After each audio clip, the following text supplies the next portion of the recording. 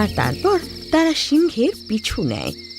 জঙ্গলের রাজা সিংহ একটা পুরনো গুহার কাছে এসে দাঁড়ায়, আর সেই গুহা থেকে অন্ধকারেও আলো চমকাচ্ছিল।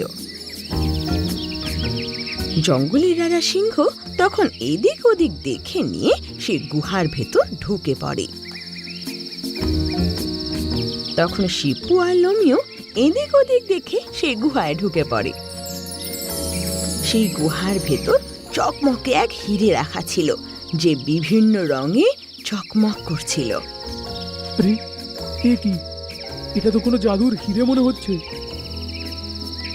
আরে শিয়াল মূর্খ, এটা কোনো হীরা নয়, নাগমণি। এবার বুঝেছি আমি এই জঙ্গলে এখনো খরা হয়নি কেন। তুমি তাহলে এটা বলতে চাইছো এই নাগমণির জন্য এখানে এত বৃষ্টি হয়ে যাচ্ছে, আর এখানে গাছপালা এত ভালো আছে? মূর্খ শিয়াল, আমি তো বুঝতে পারি না যে আমাদের জঙ্গলের রাজা তোকে কি করে গুপ্তচর বানালো। আমাদের আজকে সেই মণি চুরি করে আমাদের জঙ্গলে নিয়ে যেতে হবে।